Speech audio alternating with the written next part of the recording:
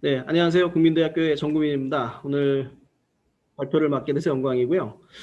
이번 CES는 아무래도 이제 미국 업체들이 많다 보니까 이제 앞에 발표해 주신 것처럼 미국의 상황들도 이제 같이 좀 볼 필요가 있을 것 같습니다. 그래서 두 가지 키워드를 좀 뽑아봤고요. 올 디지털이라고 하는 부분이 이제 CES의 내생 부분이고요. 뭐 온라인으로 전시하는 부분도 있을 거고, 디지털 트윈이나 디지털 트랜스포메이션 이런 부분도 좀 얘기를 할 거고요. 그래서 디지털 트랜스포메이션의 빠른 변화를 얘기하는 부분 하나와 또는 그리고 이제 어떤 미국에서 정치적 어떤 인종적으로 분열된 측면들 그리고 경제적으로 이제 어려움을 겪는 분들 뭐 이런 부분을 다 통틀어서 일상의 회복이라고 하는 부분들을 이제 많이 전시회에서 강조를 하고 있는 것 같습니다. 사실은 뭐죠 온라인이다 보니까 정리는 참 예년보다는 괜찮았던 것 같아요. 학생들하고 참 재미있게 봤습니다. 물론 이제 그 온라인이다 보니까 답답하죠. 답답하고 잘 못 보고 이런 부분도 좀 있었는데 아직 남았습니다. 아직 끝난 게 아니고 예년과 달리 이제 한 전시가 끝나고 한 달 정도, 한 30일 정도를 풀었죠. 그래서 우리가 설 전까지는 볼 수 있으니까 이제 궁금한 부분들은 또 가서 자세한 내용들을 즐길 수 있을 것 같습니다.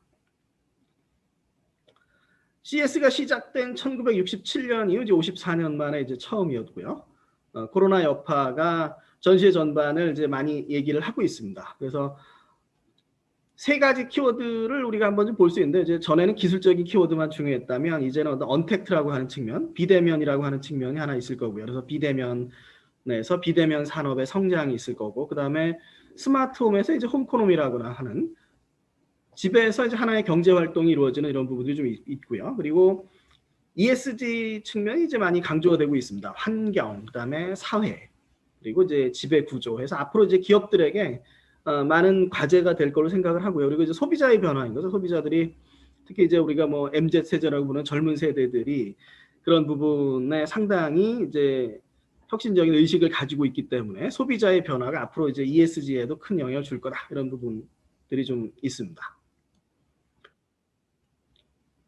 작년 4월에 이제 로버트 라이션 미국 노동부 장관이 쓴 글에서 코로나가 나눈 4개 계층을 좀 얘기를 했거든요. 그래서 더 리모트 같은 경우에 재택근무가 가능하고 원격 작업이 가능하고 이제 그럴 경우에는 그 회사들이 이제 디지털 트랜스포메이션을 빨리 진행하면서 수익을 더 내고 그리고 오히려 이제 코로나19 상황에서 이제 어떤 부가 쌓이는 계층이 좀 있을 거고요. 그리고 디센셜하고 쭉 있는데 문제는 이제 어떤 그런 부분에서 소외된 계층들이 이제 문제가 되는 거고 지금 이제 우리나라에서도 뭐 자영업의 어려움 여러 개 경제 어려움이 있는 것처럼 그러니까 CS 전반적으로 기술의 발전이라고 하는 측면 디지털 트랜스포메이션을 강조하면서도 동시에 분열된 사회를 어떻게 통합해 나갈 것인가 그리고 앞으로 어떻게 그런 부분을 회복시켜 나갈 것인가 이런 부분들이 좀 많이 좀 있는 것 같습니다. 이제 CS2021의 디지털 경험을 보면 예전에 이제 트위터 코리아의 사장님이신 신창 사장님이 잠깐 해주신 말씀인데요. 인스타그램이나 페이스북 같은 경우에는 사람들이 자기가 이렇게 보였으면 좋겠다라고 하는 것만 이제 보여준다는 거죠.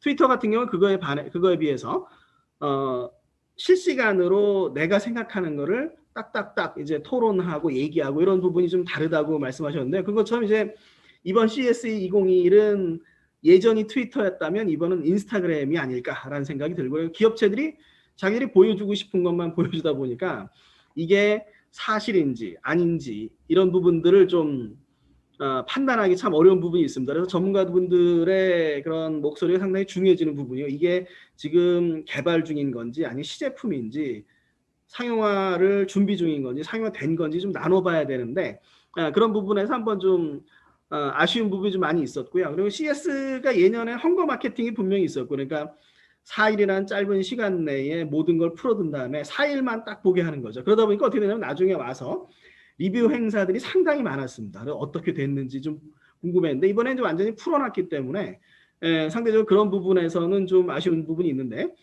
어떤 인터랙션의 부족에 대한 부분들 이런 부분들로 이제 앞으로는 그렇죠. 코로나 때문에 어쩔 수 없이 온라인이었던 거고 앞으로 오프라인으로 좀 가지 않을까 이런 부분이 좀 있고요. 코로나19에 대한 환경 문제에 대한 반성 부분들. 그러니까 예전에 2019년부터 CES가 이제 리질리언트 테크놀로지라고 하는 키워드를 하나 좀 집어넣었고요. 뭐 회복 가능 기술, 뭐 재난 대비 기술 이렇게 좀 볼 수 있겠는데요. 즉 CES가 이제 2019년도 계속 얘기한 게 이제 환경 문제가 대두되고 지구 온난화 여러 문제로 해서 재난이 많아진다는 거죠. 그래서 재난에 대비하는 기술도 중요하다 이렇게 됐는데 어떻게 보면 이제 CS 입장에서는 그거를 코로나19라는 대재앙을 맞췄다라고 하는 부분도 있지만 이제 씁쓸한 부분도 있을 거고요. 그리고 전반적으로 환경 문제에 대한 반성으로 친환경에 대한 부분들, 기업의 모토들이 이제 많이 좀 바뀌어가고 있는 것 같습니다. 디지털 트랜스포메이션하고 이제 일상의 회복 두 개의 측면을 우리가 좀 CS2021의 단상으로 볼 수 있겠다 그런 생각이 좀 들고요. 전체 참가 규모는 많이 줄었습니다. 한 43% 이렇게 줄었고요. 중국이 이제 많이 줄면서 미국 다음에 이제 우리나라에서 우리나라 업체들이 전반적으로 많이 좀 이슈가 됐고 특히 뭐 이제 삼성이나 LG의 스마트홈은 당연히 홈코노미라는 트렌드 안에서 이제 이슈가 좀 됐고 뭐 좋은 성과를 거뒀다 이렇게 볼 수 있겠고요. 올해 전 세계 시장에서 우리나라 업체들의 좋은 실적을 좀 기대해 봅니다. 그래서 키워드를 우리가 이제 한번 쭉 이제 정리를 해보면 기술적인 키워드는 뭐 2019년부터 크게 차이는 없고요. 크게 차이는 없는데 이제 리질리언트 테크놀로지라고 하는 부분 상당히 중요해졌다라고 하는 부분이고 이제 언택트, 홈코노미, 이제 ESG 같은 트렌드가 상당히 중요해졌다. 이렇게 좀 볼 수 있겠고요. 전반적으로 이제 2016년에 CTA의 이제 발표를 한번 우리가 눈여겨볼 필요가 있습니다. 그러니까 CEA로는 소비자 가전으로는 CE에서 CTA로 변하는 거죠. 우리가 전반적인 모든 디지털 기술의 변화를 아우르겠다 이렇게 한 부분이 하나 있고요. 그래서 거기서 이제 얘기한 부분이 기기만 팔지 말고, 그러니까 기존의 가전 업체들이나 하드웨어 업체들로 기기만 팔지 말고 거기서 서비스나 컨텐츠를 어떻게 만들어 갈 것인가를 상당히 중요하게 얘기했고요. 이번 전시회에서도 이제 같은 트렌드를 추구하는 업체들이 좀 많이 좀 보이고 있습니다. 그런 부분 한번 좀 우리가 보면 좋겠고요. 작년에는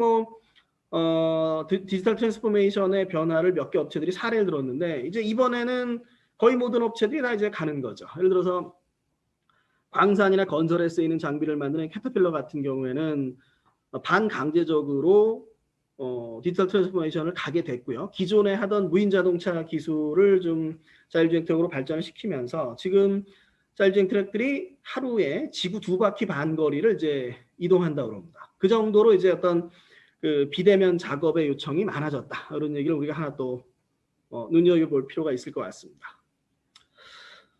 미국 중심의 이제 온라인 업체들의 전반적인 위상이 많이 강화됐고요. 삼성, LG가 뭐 중심이 됐고 외국 업체 많이 줄었다. 그다음에 코로나19에 대한 변화와 대응. 그다음에 외국 업체들, 중국도 이제 가전 업체들은 많이 나왔으니까요. 그다음에 컨퍼런스에서 다양한 메시지를 좀 얻을 수 있었다 이런 부분이고요. 중국 업체들은 또 이제 관련 뉴스를 CES 외부에서도 많이 발표를 하기도 했습니다. 그러니까 전반적으로 어떤 미국의 주요 기업인 구글이나 애플, 테슬라, 뭐 아마존 같은 이슈들이 이 업체들이 CES 직접 참관 안 해도 CES 내내 이제 전시회장 안팎에서 이제 계속 얘기가 되고 있는 이런 트렌드도 우리가 좀 볼 수 있습니다. 근데 예전 같으면 이제 4가지 측면을 좀 봐야 되는데 몇 가지 좀 키워드를 좀 뽑아 보면 언택트라고 하는 측면들, 그래서 온라인이나 AR, VR, 로봇, 5G 등의 변화를 이제 주소하는 측면들이 하나 있고요.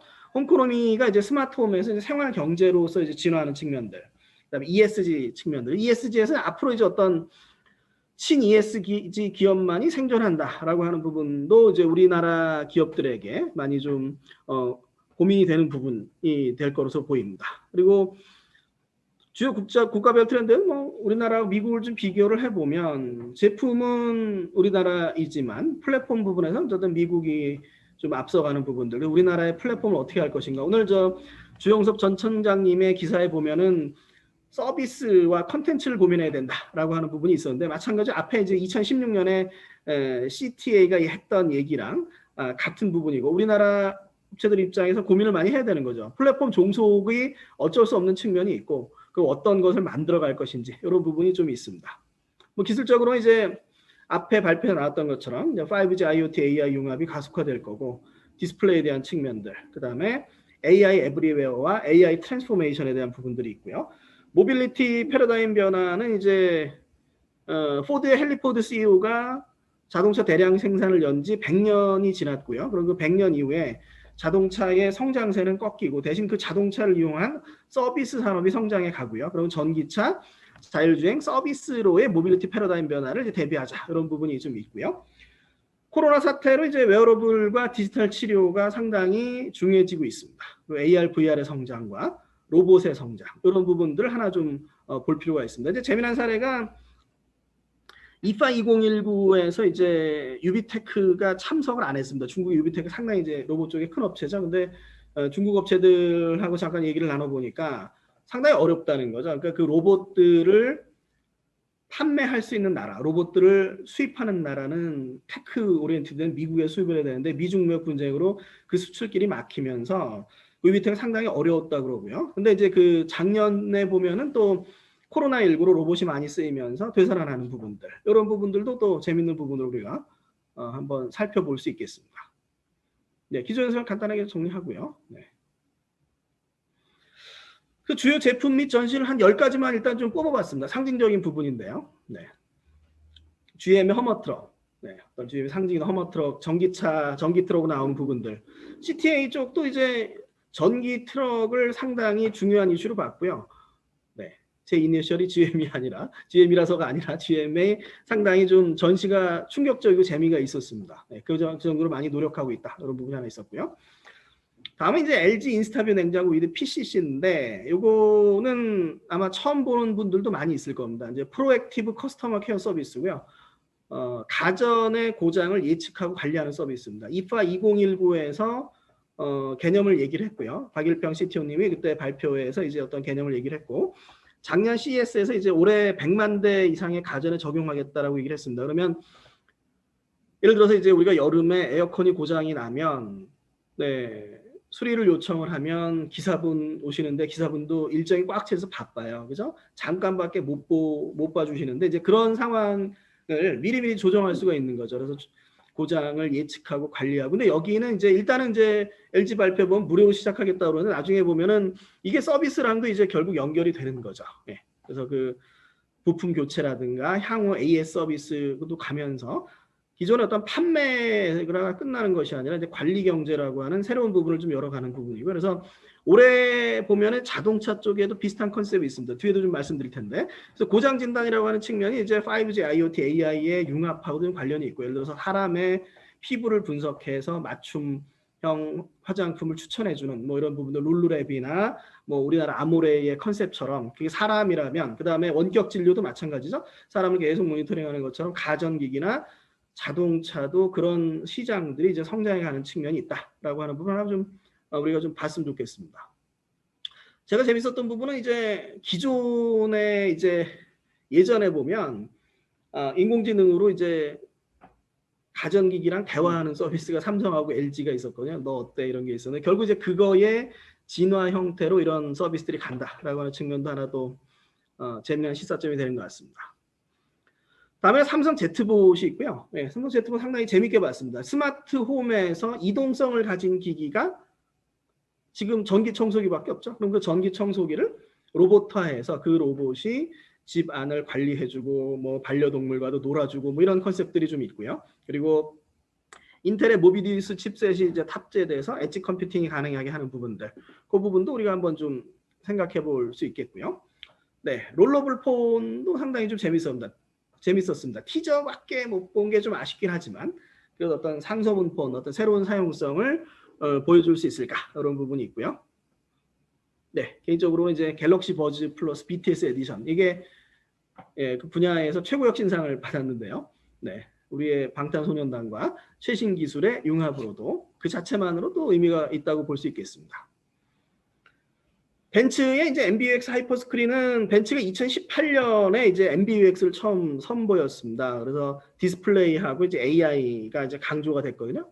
그리고 그게 2018년부터 나온 신차에 다 거의 다 적용이 됐어요. 쭉 적용이 되다가 이제 벤츠가 뭐 어떻게 시장에서 보느냐가 좀 다를 수 있지만 벤츠의 첫 전기차 EQC는 시장에서 그렇게 성공하지 못했거든요. 이제는 뭐냐, EQS 세단을 내놔야 됩니다. 그 세단을 위한 새로운 디스플레이인 거죠. 어떻게 보면 이제 여기서 EQS에서 MBUX 하이퍼 스크린이 강조하는 디스플레이라고 하는 측면들, 인공지능이라고 하는 측면은 어디랑 겹치냐면 테슬라랑 겹치고요. 테슬라의 모델 3가 디스플레이, 모델 3와 모델 Y가 자동차사가 볼 땐 디스플레이가 약하다고 보는 거죠. 특히 이제 그 디지털 클러스터, 디지털 계기판 부분이 약하기 때문에 그런 부분을 좀 견제하는 측면으로도 우리가 한번 좀 생각해 볼 수 있습니다. 다음에 이스라엘 올캠의 올캠 리드인데요. 인공지능 측면 상당히 좀 시사점이 있습니다. 이제 드라마 스타트업에 보면은 이제 눈길 서비스가 나오죠. 눈길 서비스는 시각장애인 분들을 위해서 앞에 있는 정보를 얻어가지고 음성으로 해석해주는 이런 기기인데요. 올캠 리드가 이제 그 컨셉을 구현한 거죠. 그래서 올캠은 이제 모빌아이 창업자인 암논 샤슈아 교수가 모빌아이를 판 다음에 다시 만든 회사고요. 그래서 공공 영역으로 좀 확대되고 있습니다. 그리고 여기에는 홍보대사는 메시 선수거든요. 그래서 다양한 화제를 일으키면서 동시에 어떤 인공지능이라는 게 공공 영역에 어떻게 기여할 수 있는가, 이런 측면에서도 우리가 한번 좀 생각해 볼 수 있습니다. 네, 다음에 바이오 인텔리전스의 바이오 버튼인데요. 두 기기 모두 각각의 영역에서 최고 혁신상을 받은 제품인데요. 이제 몸에 부착해서 호흡을 체크해서 코로나19를 진단하는 이런 부분입니다. 오라링 해가지고 이제 그 반지 형태 NBA 선수들이 찾던 뭐 그런 부분들도 좀 있고요. 여러 가지 그런 코로나 관련 웨어러블 제품들이 많이 선보였다, 이런 측면이 좀 있습니다. 농업의 미래를 CS2020에서 보여줬던 존 디어는 올해도 이제 컴바인을 하나 내놔서 혁신상을 받았는데요. 여기서 이제 얘기하는 건 특히 이제 뭐가 있냐면 여러 개의 로봇들이 협동 작업을 해서 수확 효율을 높인다, 이 측면을 이제 강조를 했습니다. 그리고 IBM과 이제 영국 프로메어의 자율운항 선박이 있는데요. 2021년에 대서양을 좀 횡단한다고 합니다. 역시 이제 관련 분야의 최고 혁신상을 이제 수상을 했습니다. 다음에는 우리가 이제 CS2021에서 얘기한 6가지 기술 트렌드를 잠깐 좀 보겠습니다. 디지털 헬스, 그 다음에 기술 트렌드인데도 디지털 트랜스포메이션이 들어와 있고요. 그 정도로 이게 하나의 이슈가 좀 되고 있다, 이런 부분들이고요. 로봇과 드론, 자율주행 모빌리티, 5G, 그리고 아까 앞선 발표 나왔던 스마트시티 부분들, 이런 부분들 우리가 묶어서 좀 보면 될 것 같습니다. 한 페이지로 좀 요약을 해봤는데요. 코로나19로 이제 디지털 헬스 시장이 크게 성장하고 건강 모니터링 기기가 한 73% 증가했답니다. 시장이 이제 크게 증가했고 원격 의료가 발전하는 부분들, 이게 이제 하나의 트렌드가 좀 되고요. 디지털 트랜스포메이션에서 이제 클라우드 이용이 크게 증가를 했고 보안도 중요하고, 그다음에 또 소규모 사업뿐만이 아니라 소규모 사업, 공공 등 적용 분야가 많이 확대되고 있다, 그런 부분이 있었고요. 로봇에서 이제 살균 로봇과 배송 로봇이 많이 쓰인다, 이런 부분이고요. 자동차 쪽에는 서비스 부분, 자율주행차, 전기차 부분, 그리고 미국 시장에서 전기 트럭 시장이 크게 성장할 거다, 이런 부분을 좀 볼 수 있겠고요. 5G 측면에서는 이제 올해 2021년에 5G 본격적인 확산이 있을 거다를 전망을 했습니다. 왜냐하면 2020년에 당초 예상했던 투자액보다, 그러니까 코로나 이전에 예상했던 투자액보다 2020년 투자액이 11% 정도 증가했다는 거죠. 그래서 앞으로 이제 5G가 전 세계적으로 많이 확산이 될 거다, 이런 측면이 있고요. 스마트시티 쪽에서는 이제 도시 인프라에서 센싱하는 측면, 예를 들어서 뭐 이게 우리나라에도 있는 것처럼 뭐 횡단보도에서 스마트폰을 보고 가는 사람이 잘못해서 차도로 들어서면 이제 빨간불이면 뭐 인식해서 경고를 알려준다거나, 이런 여러 가지 도시 인프라 센서 부분들, 서울에도 이제 스마트폴이 이제 설치가 좀 시작이 되고 있고요. 이제 그런 부분들하고, 그다음에 사용자 추적이라든가 또는 스마트 빌딩에서의 어떤 비대면 클리닝에 대한 부분들, 이런 부분들에서 결국 스마트시티가 상당히 코로나19 이후의 회복에서 이제 상당히 중요한 이슈가 될 거다, 이런 얘기가 좀 있었습니다. 네, 그 다음에 이제 기조연설을 잠깐 좀 보면, 버라이즌 기조연설에서는 들어보신 분들은 약간 의아하게 생각하신 분들도 있을 것 같은데요. 5G 울트라 와이드 밴드를 얘기를 했거든요. 그러니까 이게 뭔가 싶은데, 이거는 이제 버라이즌이 이제 주요 도시에서 28기가로 5G 서비스를 하는 거죠. 이제 5G도 지금 5G에 대한 기대와 실망이 이제 교차하는 상황인데요. 그러니까 우리나라에서 이제 3.5가 주가 되는데, 버라이즌이 이제 주요 도시에서 28기가로 서비스를 하고 있고요. 그 다음에 오늘 이제 갤럭시 21에서 국내에서는 이제 28기가를 뺀다는 기사가 하나 있었습니다. 이제 미국에 28기가 나가는 데죠. 그런 부분이 있었는데요. 그러니까 버라이즌이 생각하는 부분은 뭐냐면 서브 6기가, 3.5기가 정도 이런 대역 정도의 어떤 와이드밴드 네이션와이드에서 이제 전국망을 깔고요. 거기에서 그 대역에서는 이제 4G, 5G를 같이 가면서 이제 28기가 5G 서비스를 통해서 초고속 5G로 이런 서비스가 가능하다 이런 거죠. 물론 제시한 서비스는 기존의 5G 컨셉에서 많이 나왔던 부분인데 그거를 이제 28기가로 실행한다는 측면을 우리가 한번 좀 봐야 되고 그래서 여기에서 이제 자동차 입장에서는 이제 V2X 입장이 좀 나오는 거죠. DSRC나 이제 CVTX냐인데 결국 이동통신사 입장에서는 CVTX를 도로에 다 깔기는 어렵다라는 현실적으로 어렵다라는 부분이고 그러면 공공적인 측면에서 DSRC를 까는 것도 방법이다. 뭐 이런 얘기도 좀 나오고 있습니다. GM 같은 경우에는 상당히 재밌게 봤거든요. GM 전시를. 그래서 전기차 출시 계획이 한 30종 정도. 그러니까 2016년에 사실은 똑같이 GM의 기조연설이 있었는데 LG의 기술이 11개가 들어갔는데 3만 달러 200마일을 얘기하다가 20분 만에 끝났습니다. 그래서 GM이 전기차에 대한 의지가 없구나 싶었는데 이번에는 이제 상당히 좀 준비를 많이 했다 이런 부분이 있죠. 그래서 전기차 플랫폼 얼티엄 부분, 뭐 가격을 60% 낮췄고 이런 부분들이 있고요. 구독 모드라든가 그러니까 배송 사업 진출도 재밌는 거. 작년에 코로나로 이제 차량 공유 서비스인 네이버를 접었는데 이제 배송 사업에 진출하겠다. 그다음에 자율주행 기술 슈퍼크루즈를 적용하겠다. 그런 얘기가 좀 있었고요. 월마트는 이제 코비드 19로 가정용품 수요 변화를 캐치해서 거기에 대한 대응 부분들 그리고 탄소 배출 부분들 월마트 플러스 서비스나 월마트 헬스 이런 부분들을 이제 얘기를 했습니다. 네, 그래서 CS2021 키워드를 이제 한 페이지 한번 정리를 좀 해봤는데요.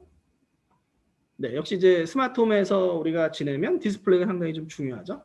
네, 삼성과 LG 디스플레이 경쟁 계속되고 있고요.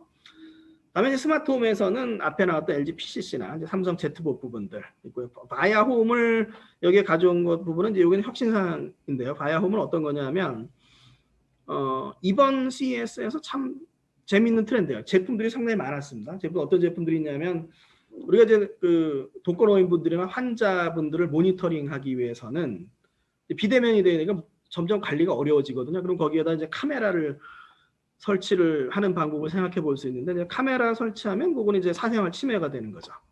그래서 근데 라이다를 생각하실 수 있는데 라이다는 지금 차량에 장착하는 905 나노의 라이다는 눈에 망막 손상 가능성이 있습니다. 네, 그래서 라이다 이제 1550 나노가 이제 그래서 얘기가 되는 부분인데 그러다 보니까 이제 레이더 얘기가 나온 거죠. 레이더 전파니까 뭐 인체에 무해하기 때문에 레이더를 통해서 사람들을 좀 감시가 아니라 어떤 독거노인 분들이나 환자분들을 좀 모니터링하는 그런 서비스들이나 기기가 상당히 많았고요. 레이더 기기가 상당히 많았고 또 하나는 이번에 좀 있었던 부분들은 이제 와이파이를 통해서 사람의 움직임을 체크하는 뭐 제품으로 나온 게 몇 개 있긴 한데 그런 기기들이 이제 많았습니다. 즉 스마트홈에서의 홈코노미에서 그런 모니터링 부분들이 하나 이슈가 된다. 이런 부분이 있었고요.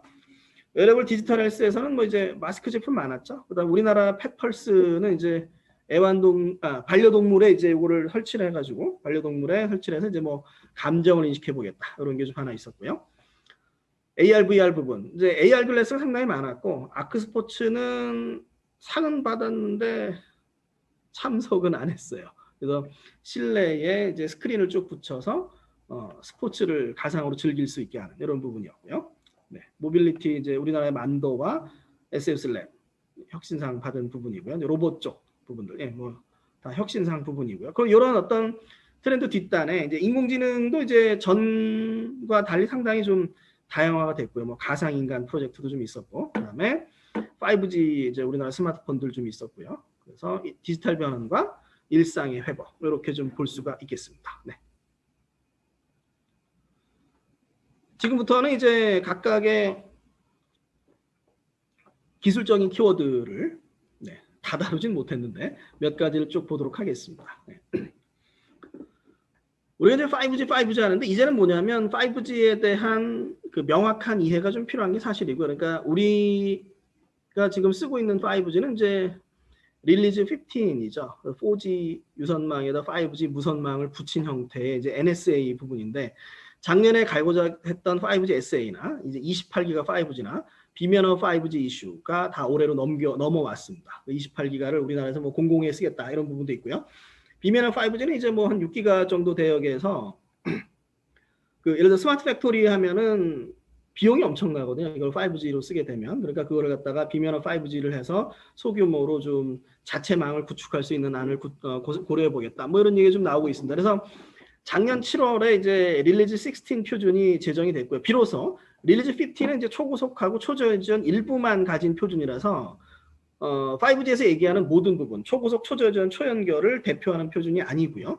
릴리즈 16이 돼야 비로소 이제 5G 서비스가 본격적인 5G 서비스가 되는 거죠. 그래서 도입 초기에는 이제 스마트폰 서비스나 로컬 서비스에서 이제 스마트 시티로 발전할 거다. 다만 이제 정말로 5G가 나라 전체를 덮을 거냐, 또 그게 언제가 될 거냐는 좀 기다릴 필요가 있다라고 하는 측면이고, 그게 이제 자동차 쪽에서는 C-V2X와 DSRC에서 DSRC를 설치하는 게 나을 수 있다는 얘기가 이동통신사 내부에서도 이제 나오는 이유가 됩니다. 5G 관련 혁신상에서는 이제 우리나라의 스마트폰하고 그다음에 노트북은 이제 우리가 이제 와이파이로 연결이 되면 갈 때마다 비밀번호를 넣어야 되는데 5G가 쫙 깔리면 그냥 5G 쭉 연결하면 되는 거죠. 5G PC들이 노트북들이 이제 조금씩 좀 나오고 있습니다. 네, 디스플레이는 작년까지는 이제 마이크로 LED가 핵심 이슈였고요. 마이크로 LED하고 이제 플렉서블 디스플레이, 투명 디스플레이 뭐 이렇게 좀 되는데, 마이크로 디스플레이 핵심은 이제 뭐 한 책 크기만, 노트만한 크기 계속 붙여나가는 거죠. 그래서 임의의 크기나 뭐 임의의 모양을 만들 수 있다가 핵심인데, 최근에 이제 어떤 마이크로 디스플레이가 이제 뭐 처음 전시됐던 2018년 삼성이 뭐 146인치 처음 전시했던 그때로 다시 우리가 돌아가 보면 뭐 192인치, 뭐 219인치, 작년에 292인치까지 전시했죠. 예, 그래서 온라인 전시에서 그런 큰 디스플레이를 볼 수가 제대로 즐길 수 없는 게 좀 아쉬웠고, 그러다 보니까 이제 온라인 CES에서 약간 디스플레이 이슈가 좀 꺼진 듯한 이슈가 있는데, 그래도 이제 상당히 중요한 이슈인 거죠. 마이크로 LED를 가면 상당히 좀 혁신적입니다. 그러니까 디스플레이 회사들이 뭐 굳이 디스플레이 공정이나 인력 이런 필요 없이 그냥 그 일정 크기만 만들어 계속 붙이면 되는 거죠. 네. 다만 이제 거기에서 이제 붙였을 때 붙이는 그 픽셀을 어떻게 살릴 거냐라는 이슈가 좀 있었고요. 최근에 이제 작년에 보면 이제 1억 7천만 원 정도로 이제 110인치 뭐 상용화 삼성에서 발표를 했는데, 결국은 마이크로 LED에서 단기간 내에 한 2, 3년 내에 가격을 크게 떨구기는 어렵겠다라는 게 현재 이제 기술 트렌드고요. 그래서 이제 나오는 게 대체제로 이제 그 미니 LED 백라이트가 나오는 거죠. LCD 계열입니다. LCD 계열인데 그 픽셀들을 상당히 촘촘하게 할 수 있는 미니 LED 정도의 효과를 낼 수 있는, 요게 올해 이제 이슈가 많이 될 거다. 이런 부분 한번 봐주시면 좋겠고요. 뭐 역시 LG와 삼성 TV가 뭐 상을 많이 받았고 관심을 많이 끌었습니다. 온라인에서 좀 디스플레이가 좀 아쉬운 부분이 분명히 있고요. 이제 전시장 가면은 LG나 삼성의 큰 디스플레이라면 그 앞에 있으면은 보고만 있어도 몸이 움직이는데, 예, 그런 체험이 없었던 게 좀 이제 아쉬운 부분이 좀 있습니다. 스마트홈에서는 이제 인공지능 가전이 확산되는 측면이 있고요. 이제 로봇이 얼마나 이제 홈에서 이슈를 끌 거냐 등장을 하고 이런 부분이 좀 있고요. 그다음에 소형 가전의 확산 부분들, 그다음에 인공지능 모니터링 부분들, 그다음에 도어락이 이제 서비스랑 연계하는 부분들, 이런 부분들이 이제 최근에 주로 트렌드가 되고 있습니다. LG전자 인스타뷰 띵크가 이제 PCC랑 연결되는 이런 시연이 하나 있었고요. 코웨이의 청정기라든가, 그다음에 라클리의 뭐 이제 뭐 스마트 도어락 서비스 뭐 이런 걸 좀 볼 수가 있고요. 그다음에 소형 가전이 점점 늘어나거든요. 최근에 특징이 이제 소형 가전이 점점 늘어나는데, 이제 터치리스 수도꼭지 부분이나 AI 푸드 스캐너, 그다음에 이제 요거는 요걸 꼭 써보고 싶었는데, 그러니까 샤워기에서 나오는 그 물의 수압으로 발전을 해서 스피커를 구동하겠다, 이런 아이들의 혁신상을 좀 받은 게 있는데요. 나중에 좀 써보고 싶습니다. 혹시 아시는 분 있으면 좀 알려주시고요. 인공지능으로 넘어가겠습니다. 인공지능 넘어가면 인공지능 가상인간 경쟁이 있었죠. 네, LG 김래아, 그다음에 김래아 씨, 네, 그다음에 네온, 삼성 계열이죠. 뭐 이런 부분이 있었고, 그다음에 인공지능 칩셋이 많이 늘어납니다. 우리나라가 인공지능에서 확실히 뒤처진 분야죠. 빨리 따라가야 될 분야인데 그런 부분이 있고요. 그다음에 뭐 구글과 아마존의 음성인식 경쟁은 계속되고요. 그다음에 영상인식 기기, 뭐 네이버 램프도 이제 혁신상을 받았습니다. 뭐 올캠하고 비슷하죠. 그래서 딥러닝 기술이 점점 더 발전하는데 그거를 어디에 적용할 것인가 이런 부분들도 우리가 한번 좀 고민해 볼 필요가 있을 것 같습니다. 그다음에 의료 및 헬스케어 부분도 다양한 기기들이 이제 선보였습니다.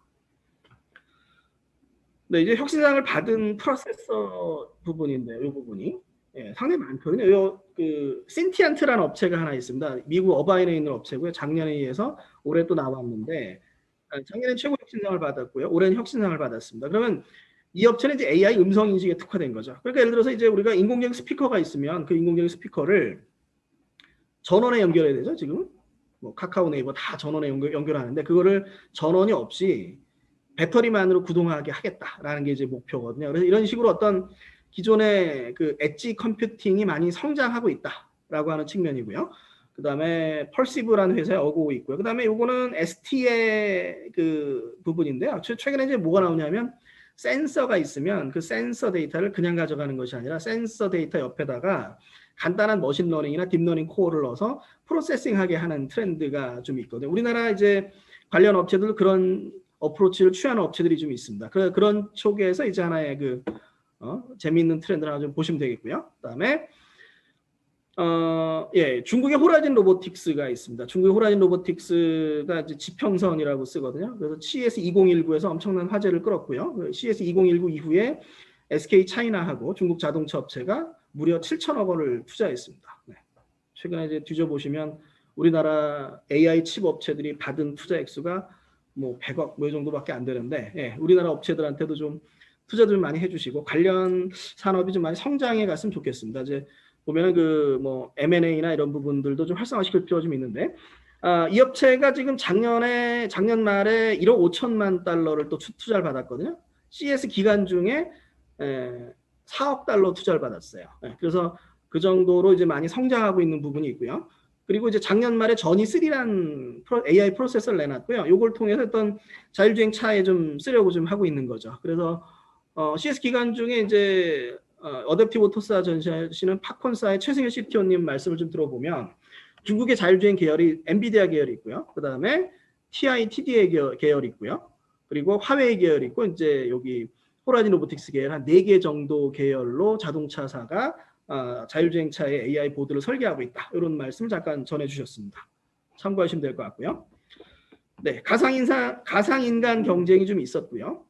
네, 삼성 네온은 올해 또 발전했습니다. 올해 어떻게 발전했냐면 단순히 어떤 그 가상인간 캐릭터를 넘어서 이제 제품을 선보이는 거죠. 어떤 네온 프레임에서 우리가 어떤 뭐 고객분들을 만날 때나 아니면 스마트폰에서 좀 대응할 수 있는 이런 게 나왔고 그래서 기존의 어떤 음성인식, 음성 합성을 넘어서 사람을 직접 보여줄 수 있는 이런 부분들도 우리가 같이 좀 보면 될 것 같습니다. 네이버 클로벌 앰프도 혁신상을 받았고요. 올캠하고 비슷하죠. 글자를 읽어서 음성으로 얘기해주는 이런 부분입니다. 책을 놓으면 읽어서 음성으로 이제 얘기해주는 이런 조명기기를 하나 좀 선보였습니다. 올캠 아까 말씀드렸고요. 페펄스 있고 루민이 이제 우리나라 업체죠. 그래서 딥러닝 기반으로 피부 데이터 분석하는 이런 부분들 있었고요. AR, VR 쪽에 넘어간 이제 메타버스라고 하는 용어가 이제 계속 나오고 있습니다. 그리고 몰입형 AI. 올해 특히 이제 AR 글래스가 이제 많이 좀 있었고요. AR 글래스 스마트 환경 상당히 많았습니다. 여러 개의 뭐 레노버나 뷰직스나 뭐 파나소닉이나 이런 다양한 어떤 스마트 글래스가 많이 선보였다. 그런 부분이고요.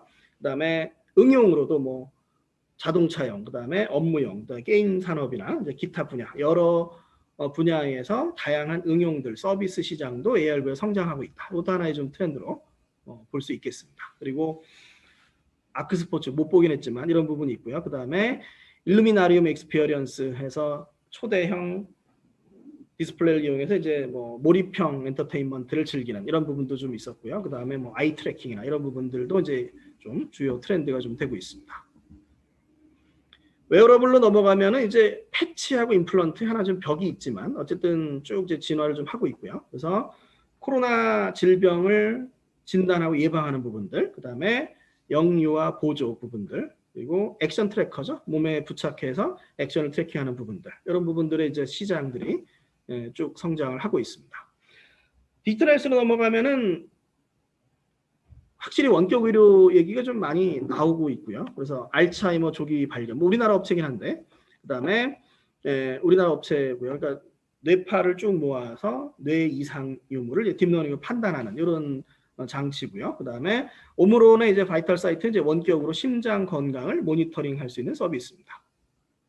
M2S는 이제 우리나라 업체들 혁신상 받은 부분이고요. 안과를 측정해서 눈의 상태를 AI로 분석해주는 이런 걸로 분야의 최고 혁신상을 받기도 했습니다. 로봇 쪽으로 이제 넘어가면은 로봇이 올해 상당히 작년에 많이 성장을 했고요. 올해 보면은 작년 말에 LG가 이제 LG전자가 로봇을 미국 시장에 본격적으로 팔겠다라고 선언을 했는데 뭐 가능성이 충분히 좀 있는 부분이죠. 그러니까 미국 당시 이제 미중 무역 분쟁으로 미국에서 이제 로봇을 소싱을 하는데 일본, 대만, 한국으로 중국에서 이제 일본, 대만, 한국으로 돌렸고 그러다 보면 이제 한국이 서비스 로봇에서 가격 경쟁력이 충분히 있다라고 하는 얘기가 좀 있고요. 주요 혁신상을 보면은 네, 우리나라 대성에서 자동 탈봉기입니다. 네. 벌통 안에 벌집을 꺼내고 벌을 터는 작업. 그래서 뭐 좀 안 쏘이고 마무리할 수 있는 이런 부분이 좀 되겠고요. 그다음에 한서대학교에서 이제 그 힐스 엔지니어링하고 한서대학교에서 이제 살균 로봇으로 혁신상을 좀 받았습니다. 그다음에 이제 가정용 로봇 부분들이 있고요. 그래서 앞으로 이제 가정용 로봇도 상당히 좀 이슈가 많이 될 거다. 그다음에 LG에 보면은 이제 살균 로봇이 호텔을 소독하는 부분들 이런 부분 많이 나오고 같은 모양새가 이제 어떤 중국의 유비테크도 똑같은 부분이 좀 있고요. 그다음에 이제 업무용 로봇이라든가 교육용 로봇, 의료용 로봇, 그 로봇 시장의 성장도 중요한 트렌드로 우리가 볼 수 있겠습니다. 다음에 이제 전기차, 이제 자동차로 좀 모빌리티로 좀 넘어가면 전기차의 진화가 확실히 이슈죠. 그래서 소니의 프레젠테이션에 보면 마그나 슈타이어 공장이 등장하고요. 마그나 슈타이어 공장은 마그나의 계열사인데 위탁 생산을 하는 부분이에요. 그래서 우리가 마음만 먹으면 뭐 위탁 생산할 수 있다. 뭐 이런 얘기가 좀 될 수도 있고요. 실제로 만들 수도 좀 있는 부분이고. 그리고 이제 시장 밖에서는 이제 중국의 지리하고 팍스콘하고 조인트 벤처 설립을 발표했습니다. 기사 뭐 명확히 뭐 발표는 안 했지만 애플카에 대한 부분들을 우리가 가져갈 수도 있다. 뭐 이런 내용이 좀 될 수도 있는 부분이고요. 자율주행 부품 쪽에서는 이미징 레이더라는 게 이제 많이 나오거든요. 이미징 레이더는 레이더가 이제 전파라서 날씨 조건에 강인해 상당히 좋은데 해상도가 낮은 거죠. 그걸 3D로 인식하도록 하는 이런 부분이 상당히 좀 이슈가 됐고요. 그다음에 라이다는 이제 상용화를 준비를 좀 하고 있습니다. 그래서 시장 밖에서는 이제 DJI가 자율주행 기술을 개발하겠다라고 발표를 했고요. 요게 이제 기반이 되는 건 DJI가 이제 드론 주행 기술을 가지고 있는데 DJI 계열사인 리복스가 라이다를 가지고 있고요. 작년 중국 샤오펑이 리복스의 라이다를 자율주행차에 채택하겠다고 발표를 했고 그래서 DJI가 그런 라이다 기술을 가지고 비전 기술을 조합해서 우리도 자율주행차를 개발하겠다 이런 부분이 있고요. 그 다음에 시장 외에서 나왔던 것 중에 재밌는 게 테슬라의 인캐빈 센서가 있습니다. 인캐빈 센서는 이제 차량 내에서 탑승객을 감지하는 레이더거든요. 근데 이게 이제 작년도에 FCC에 이제 의뢰를 해서 이게 전파 뭐 EMI, EMC 좀 이슈가 있어서 그런 부분에서 이제 테스트를 해라라고 하고 테슬라에서 이번에 테스트를 마치고 우리가 이렇게 테스트를 마쳤으니 상용화도 되겠냐고 허가 신청서를 제출한 거죠. 여기에 개발은 우리나라 레이더 업체가 했습니다. 이게 뭐 제가 이름을 얘기해도 되는지 모르겠는데 어쨌든 그 레이더 업체가 그 개발을 했고요. 그 업체가 양산하게 될지는 모르겠는데 큰 도움이 좀 됐으면 좋겠습니다. 참고로 그 업체는 발표 자료에 나오는 업체고요. 그다음에 모빌리티 기기에서는 이제 뭐 자율주행차, 자율주행 셔틀, 플라잉카, 자율주행 선박 등 그다음에 농업, 광산, 건설, 타산업에 쭉 확대되는 거죠. 시장 외에 그 CS 외에서는 이제 중국의 이항이 이제 헝친의 UAM 서비스를 계약했다라는 걸 발표가 있었고요. 인포테인먼트와 이제 소프트웨어 서비스도 상당히 중요해집니다. 그러니까 자율주행차를 위해서 차량의 구조가 바뀌는 거죠. 고용량 컴퓨터를 하나 집어넣고 그래서 존 아키텍처라는 걸 가게 되는데 존 아키텍처 위에 어댑티브 오토사를 올려서 테슬라의 소프트웨어 하드웨어 구조랑 비슷한 구조를 이제 가게 되는 거죠.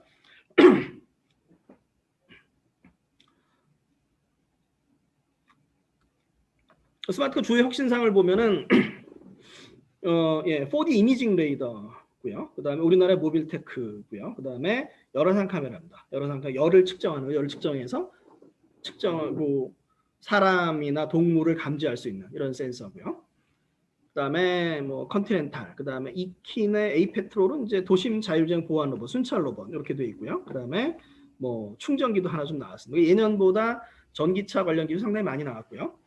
그다음에 만도의 이제 SPM 부분들, 스마트 모빌리티에 쓰는 이런 부분이죠. 그다음에 뭐 마그나 전기차 부분이 있었고, 그다음에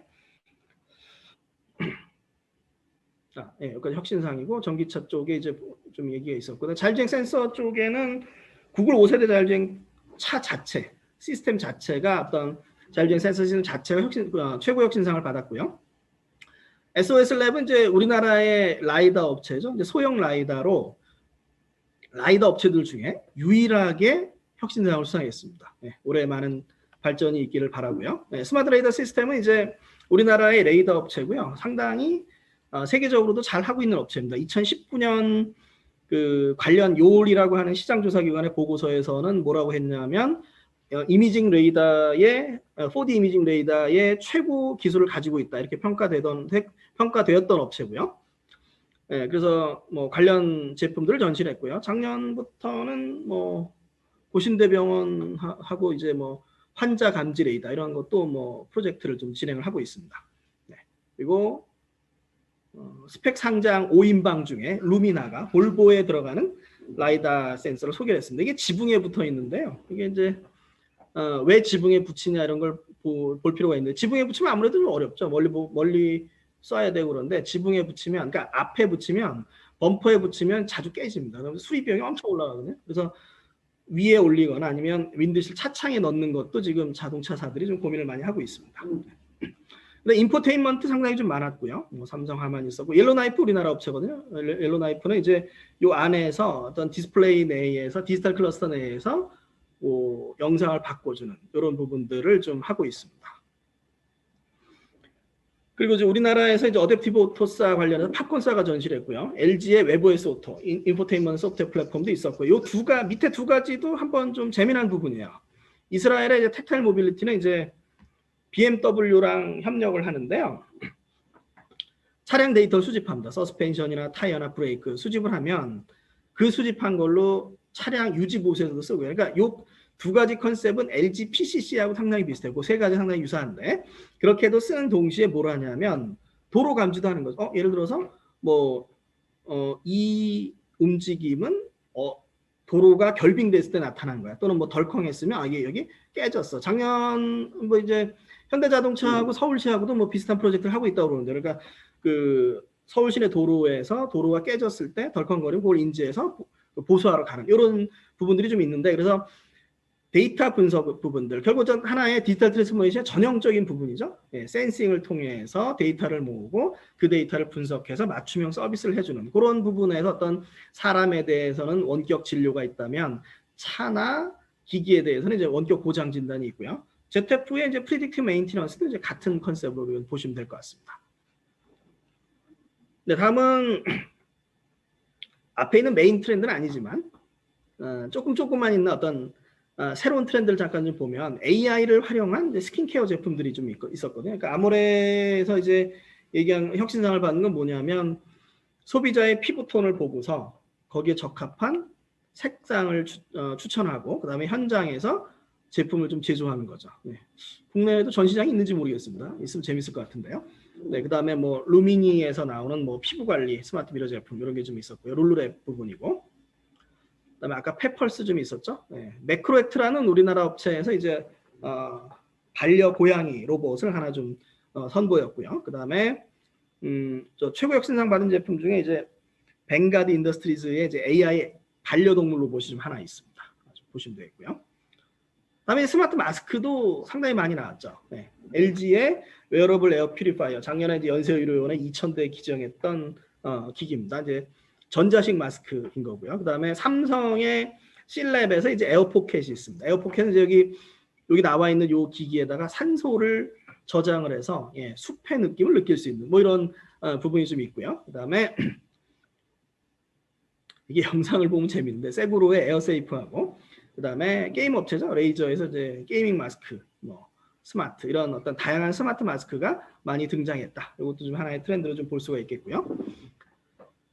살균 로봇도 이제 상당히 좀 이제 많았습니다. 살균 로봇이 이제 LG 부분들, 뭐 LG 트루디, LG 삼성 부분, 그다음에 우리나라 힐스 엔지니어링이 있고요. 그다음 중국의 유비테크 살균 로봇이 상당히 많이 늘었고 그 시장이 크게 이제 성장하고 있다. 이런 부분들이 좀 있을 거고요. 코로나에 대한 대응을 잠깐 보면 이제 에어텍이라는 업체가 있습니다. 에어텍은 이제 공기청정기를 좀 만드는데요. 타이니탄이 이제 BTS죠. 방탄소년단의 캐릭터고 그 캐릭터를 이용한 게 공기청정기하고 그 캐릭터를 이용한 스티커인데요. 이 스티커는 이제 뭘 하냐면 이제 벤텍스에서 이제 헬사크린이라고 하는 게 항바이러스지 물질인데 그 항바이러스 물질을 스티커에 입히는 거죠. 그래서 항바이러스 항균 탈취 효과를 줄 수 있는 스티커고요. 작년에는 그 KST 모빌리티 마카롱 택시 전체에 벤텍스 헬사크린을 코팅한 제품들이 들어 있습니다. 그러니까 자동적으로 뭐 항바이러스 항균 탈취가 되도록 하는 이런 부분들이고요. V터치는 이제 우리나라 업체죠. 가상 터치를 할 수 있는 부분인데 우리가 버튼을 누르려면 눌러야 되는데 그걸 방지하기 위해서 이제 동작만으로서 버튼을 누릴 수 있도록 이렇게 만든 기술이고요. 올해 이제 혁신상을 받았습니다. 그다음에 이제 콜러가 작년에 이제 음성 인식으로 동작을 시켰거든요. 변기 올려, 변기 내려 이러다가 올해는 이제 거기에 모션 감지로 내릴 수 있도록 비접촉으로 좀 만들었습니다. 그래서 어떤 비접촉에 대한 부분들, 항균, 항바이러스에 대한 이슈들이 이제 올해 제품들이 많이 선보였다. 이것도 또 하나의 우리가 트렌드로 볼 수 있겠습니다. 네, 다시 한번 정리를 하면 이제 그 디지털 변환과 일상의 회복이라고 하는 두 가지 트렌드가 이번 CS2021에 있었고요. 그 디지털 변환의 측면에서 이제 다양한 기기들이 다양한 기술 선보였고 신기술이 발전하고 있다. 네. 근데 여기서 또 하나 나오는 부분들은 뭐냐면 코로나19가 있었지만 CS2020에서 제시됐던 기술 키워드는 그대로 간다는 거죠. 즉 CS2020에서 제시했던 그 디지털 트랜스포메이션의 변화가 빨라졌을 뿐이지 그 기술적인 키워드는 변하지 않았고 결국 그 기술들에 대해서 우리가 많이 좀 고민을 하고 데이터를 모으고 분석해야 된다. 이런 게 이번 CS2021에서 중요한 키워드가 될 것 같습니다. 네, 마지막 페이지입니다. 네, 아직 안 끝났습니다. 네, 2월 중순까지 날짜는 정확하지 않아요. 날짜는 2월 15일 정확하지 않은데 2월 중순까지 쭉 보시면 됩니다. 뭐 2월 13일일 수도 있고요. 그래서 계속 들어가셔서 이제 자료를 체크하시면 되겠고요. 우리나라 업체들이 이제 전시를 잘 했습니다. 그래서 올해 좋은 성과를 좀 기대를 해보고요. 디지털 트랜스포메이션이 상당히 빨라진다. 그래서 IT 중심의 변화, 그러니까 IT 기술에 대한 이해와 적용 이런 부분이 좀 있고요. ESG 트렌드, 분열된 사회의 치유에 대한 부분들도 한번 좀 봐야 될 것 같습니다. 그러니까 드러나는 부분들은 네, 뭐 다들 잘 지내고 있는 부분만 드러날 수 있지만 밑에 수면 안에 가라앉아 있는 그런 부분들도 같이 어떻게 잘 끌어갈 것인가가 좀 하나의 이슈가 되고요. 비대면 시장의 성장 부분들, 그래서 화상회의라든가 헬스케어, 원격 의료, 홈코노미의 성장 부분도 상당히 중요한 부분이 되고요. 클라우드와 이제 서비스의 중요성도 이제 계속되고 있는 것 같습니다. 그래서 ESG, 언택트, 홈코노미를 올 한 해 이제 중요한 트렌드로 이제 보시면 될 것 같습니다. 네. 혹시 뭐 나중에 질문 있으면 질문 주시고요. GM은 네, 제 이니셜이고요. 올해 GM이 전시를 잘해서. 네. 그다음에 1004는 제 생일이 10월 4일에 써놨습니다. 네, 페이스북도 있고 그러니까 또 많은 말씀을 나눌 수 있으면 좋겠습니다. 네. 제 발표는 여기서 마치겠습니다. 또 힘든 시기입니다. 네, 코로나19로 힘들고요. 학교도 힘듭니다. 학교도 어제도 학부회를 한 2시간 넘게 막 했는데 결론이 안 나요. 지금 네. 어쨌든 이런 힘든 시기인데 잘 버티면 좋을 것 같고요. 올 한 해 좋은 실적을 내주시고 또 우리나라의 미래를 이끌어 주십시오. 네, 감사합니다.